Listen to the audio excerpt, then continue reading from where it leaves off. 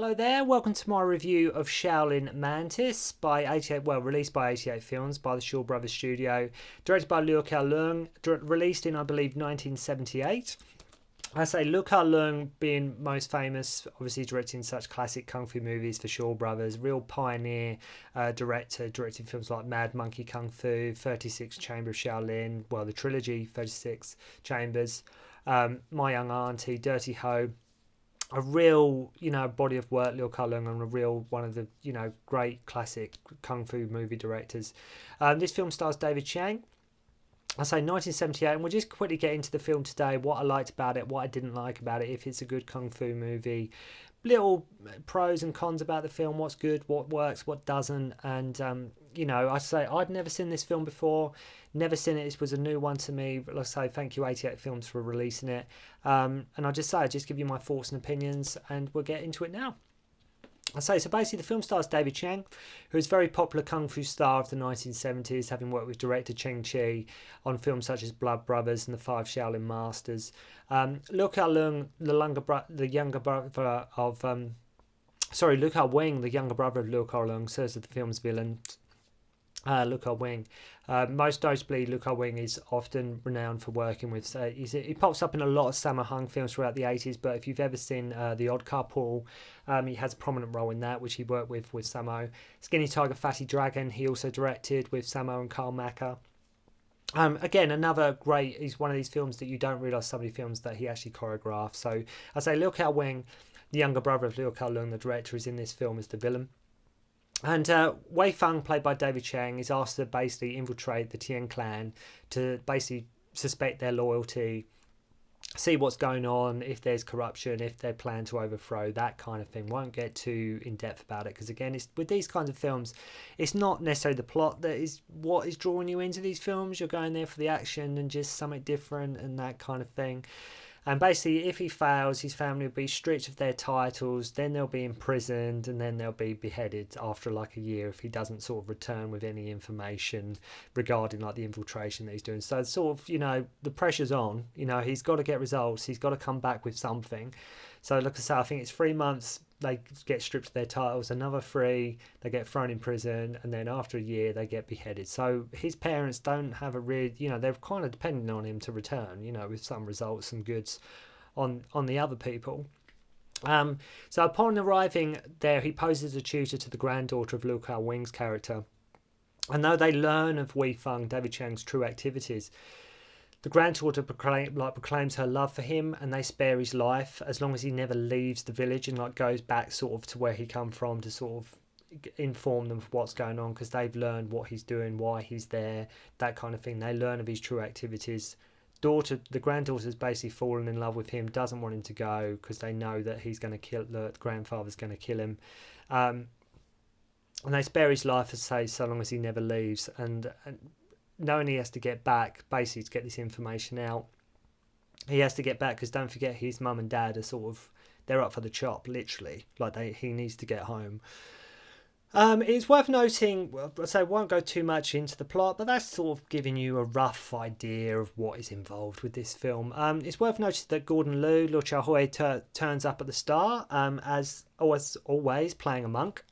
He turns up and fights David Chiang's character in the first 5 minutes of the film, and it's such a shame. I'm not quite sure what the point of it was, him turning up so just for so briefly. I'm not sure if it was just a kind of little cameo or something, or it was just I really don't know. But it's nice to see, like I say, Gordon Liu there. But I think on some, I believe actually on the flip side of the artwork.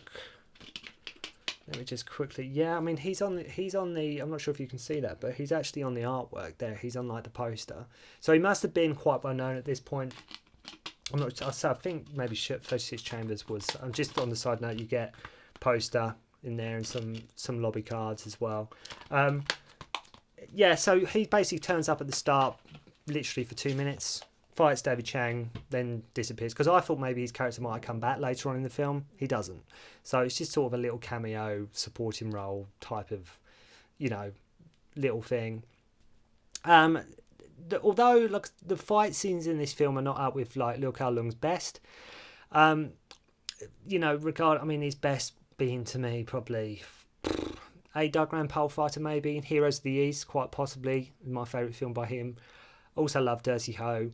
But Heroes of the East especially, amazing film. But it's not sort of his best work, I would say. But maybe as like I said, a director, he was trying for something new, something different, just putting a bit more story over the actual action, so to speak. There are some great sequences throughout, though, don't get me wrong, and it features some great actors of the kung fu movie scene, such as Wilson Tong, who many might know is like the guy who from The Victim, if you've ever seen that with Lau Kar-Leung, known as Beardy. He's like basically the guy with the feet in The Victim, basically, who's got the amazing footwork. Just trying to think who else. Turned out Soi Soo Kyung, who basically Norman Chu, who most people know from Duel to Death. He turns up as one of the villains.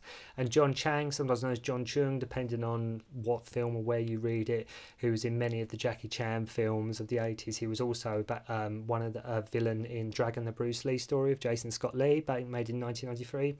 He's one of the villains in this as well. So you've got a nice supporting role there with them three, who, like I say, well known from various other classic kung fu movies and well known within the industry.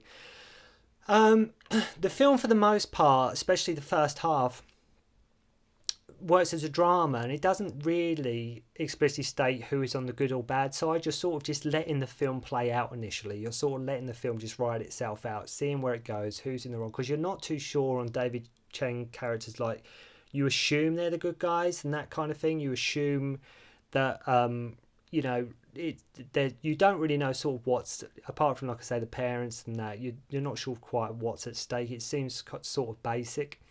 It sort of works, as I say, it does work as a drama on a few levels.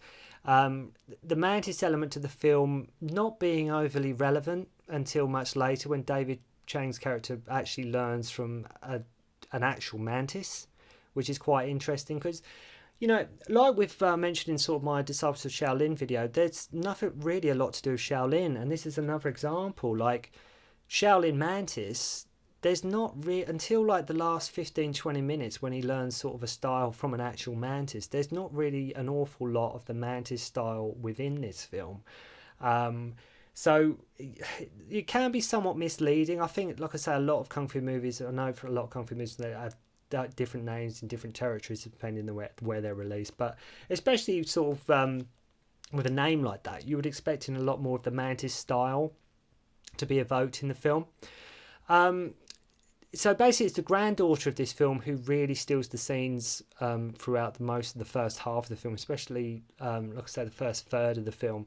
And I forget her name now, so you have to excuse me, maybe somebody can put it in the comments, but she really does steal the scenes in the first half of the movie, and she really does show this colourful, playful side about her, really being attracted to David Chang's character, because he poses, like I said, as a tutor, trying to sort of teach her calligraphy and poetry and things like that. And she really does steal the scenes with what she's in. I know, like I say, David Chang, he was, like I said, one of the main actors of the Shaw Brothers studio back in the day. The twist ending at the end that I won't necessarily explain now, I won't go into, because if you want to watch this film, I don't want to ruin it. If I do, I'm about to say it, I will say spoiler alert. The twist ending at this film, I did feel somewhat unnecessary. It was almost too little too late. Like, the film had already sort of served its purpose by then. It felt like it doesn't really add anything to me, to the narrative, because the twist ending happens sort of in the last 3 minutes of the film. So sort of what you've taken from the film, it's not necessarily going to change in the last sort of minute or so, because XXXX has happened, if you know what I mean.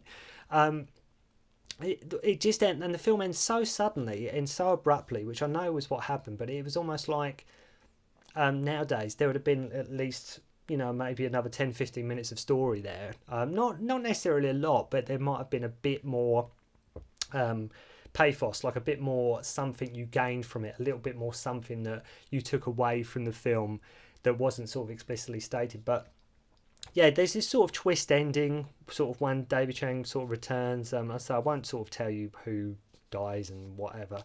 But I just thought it was a little bit sort of, yeah, it was sort of maybe unnecessary, a bit uncalled for. But yeah, there's some great fight scenes, especially at the end where David Chang and Lau Kar-Leung's character. A nice fight sequence between them. And like I say, this film sort of, even though a kung fu movie, it does sort of have a drama side to it. There is sort of and it is quite slow paced, this film, despite having, like I mentioned earlier, great supporting cast by, Norman Chu, Wilson Tong, John Chen, these kind of people. They're sort of, they're there and they're used when, especially, there's some great fight sequences when David Chang's character, the granddaughter and the mum, are sort of trying to break out, and it's like they have to get past them three guards, and there's some great fight sequences there, especially when Wilson Tong's taking on all three of them. I absolutely love that sequence. Fantastic bit of kung fu cinema. Really, really good stuff. And although this film, to wrap it up, is not one of Lau Kar-Leung's best, it's definitely not, I would say, in his top 5 films of all time. I'm sure a lot of people might rate this film in his top 5 all time. Credit to you if you do, but to me personally, it's not his sort of best film ever made. It's still a very good kung fu movie. Like I said, but that's not so. I can say this guy has an amazing body of work. So when I say it's not one of his best, that doesn't mean it's a bad kung fu movie. If it's not me saying it's a terrible kung fu movie. Don't check it out, because please check it out. It's really good. And the film is, I say, still very good. It does boast some wonderful fight sequences, particularly, I say, when Wei Feng and the granddaughter are taking on Wilson Tong's character. I believe it's the structure of the film that lets it down, though. I think it's the structure of the film and just the way it's laid out and set that sort of just gives this film sort of a step back in regards to, it stops it from being great and it's only just good, if that makes sense. And it's still a worthy film, though, from the Shaw Brothers studio and Lau Kar-Leung. It's just one of them films that I say Lau Kar-Leung, he's done with, like I say, with his body of work, which is absolutely amazing. He has done better films, but this is still a film worth checking out. Okay, see you soon.